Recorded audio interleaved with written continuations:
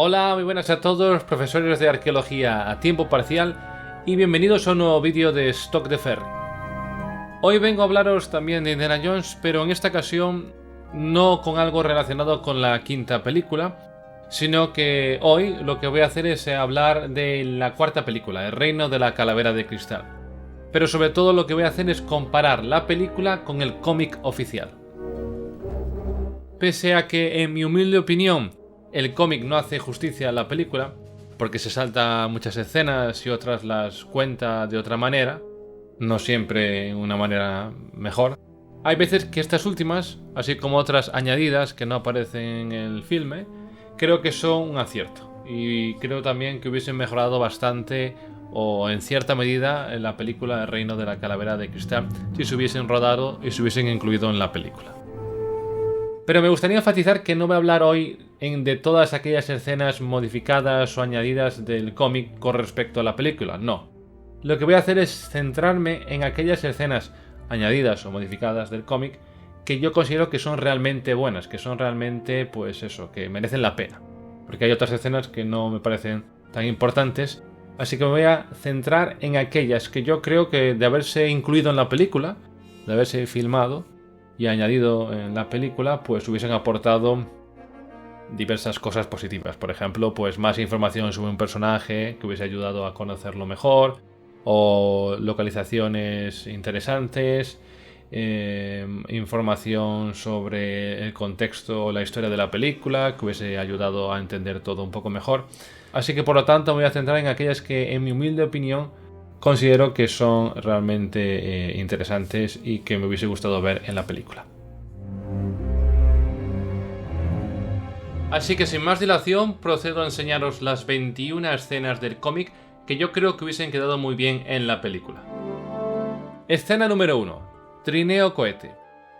En la primera parte de la película, cuando Indiana Jones y Davchenka están peleando, este último activa sin querer la cuenta atrás para el inicio de un trineo cohete, que acaba llevándose a ambos por un raíl a alta velocidad.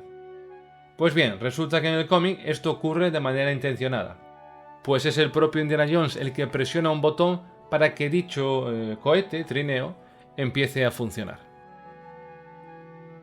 Personalmente me gusta más que sea el propio Indiana Jones el que decida tomar esa arriesgada decisión para así intentar de una manera desesperada conseguir que Davchenka no le mate.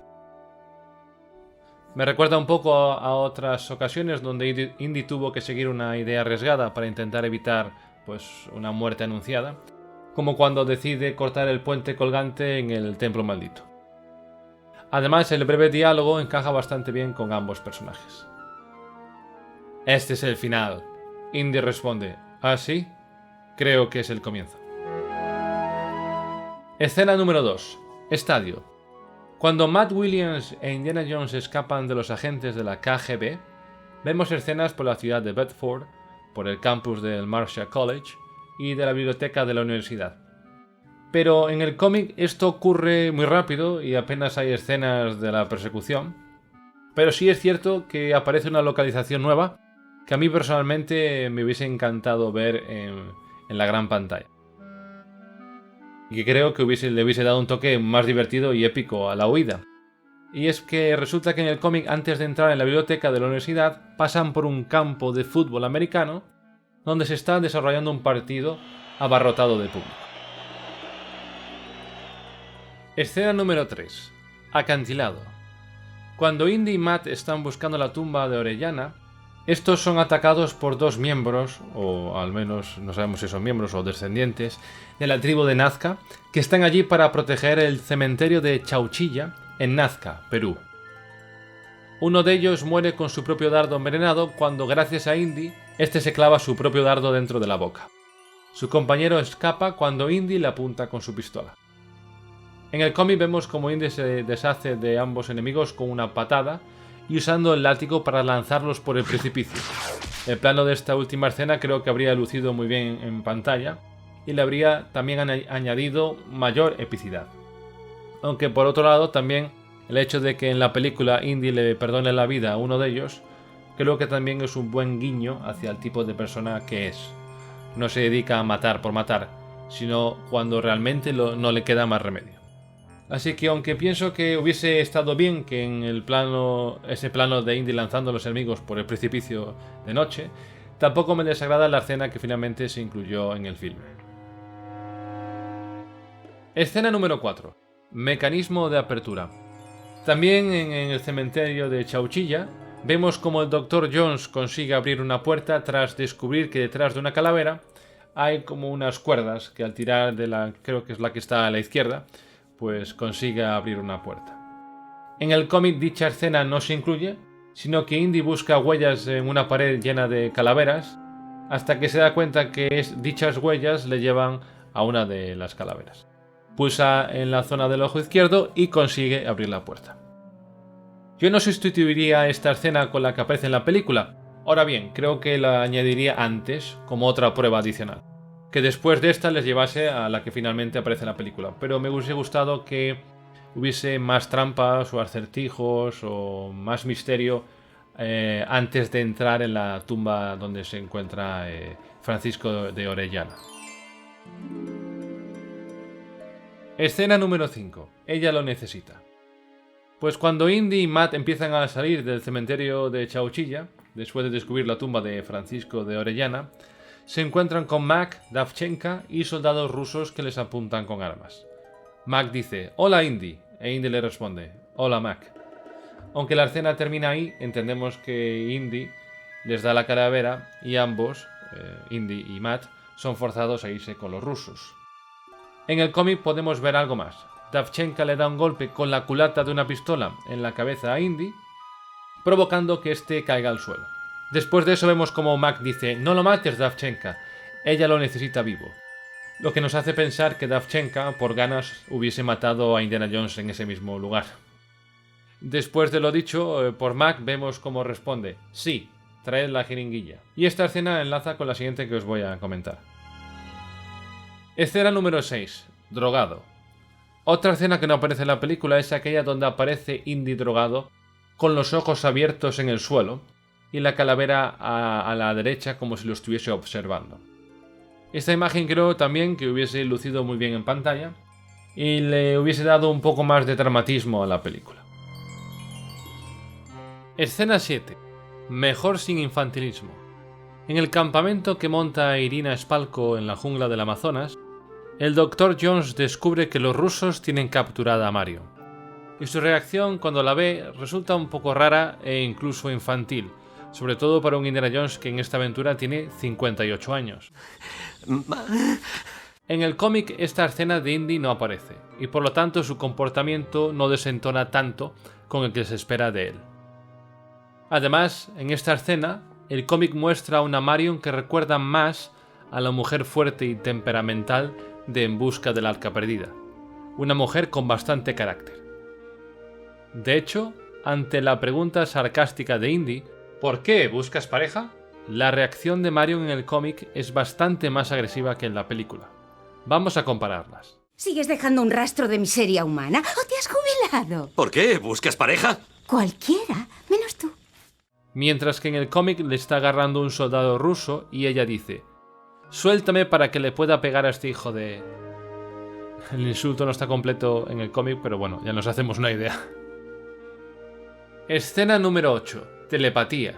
Poco se sabe realmente de los supuestos poderes telepáticos que posee Irina Spalko, salvo la escena del principio donde intentan leer la mente a Indiana Jones, cuando ella dice, «Tiene una mente difícil de leer, Dr. Jones».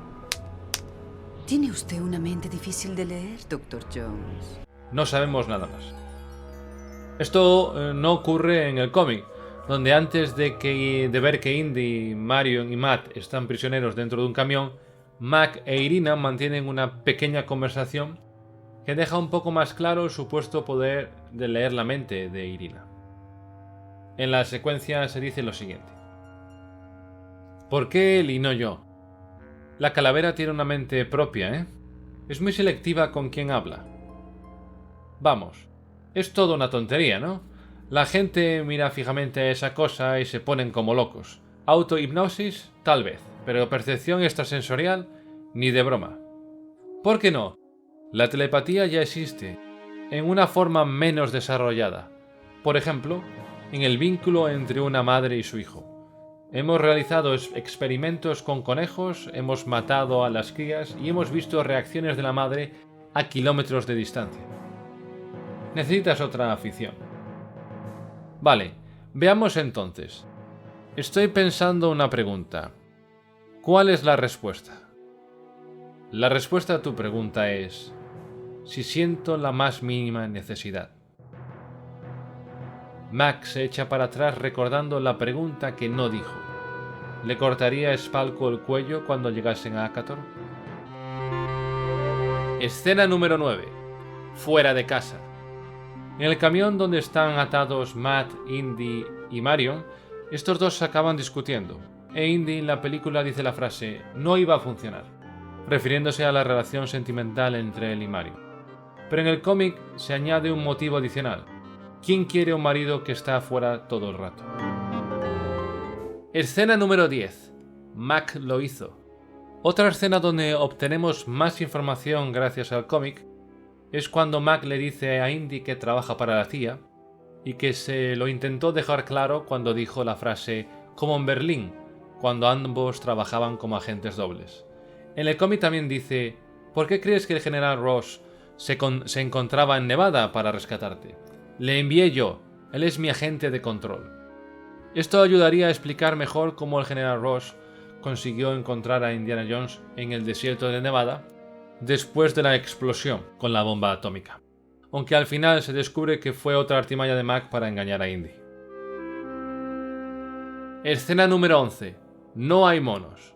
Una de las escenas sin duda más criticadas por los fans, pero de largo además, es sin duda la escena de Matt con los monos, saltando de liana en liana como si fuese Tarzán. Pues bien, resulta que esa escena no aparece en el cómic por ningún lado. Matt atraviesa con su espada la bolsa donde Spalko guarda la calavera y este consigue hacerse con ella, ahorrándonos una de las escenas más controvertidas de toda la saga, sin ningún tipo de duda. Y bueno, lo dejamos aquí por hoy porque tampoco quiero alargar mucho este vídeo, así que en unos días pues subiré la parte 2 mostrándoos las otras 10 escenas del cómic que también considero que están bien.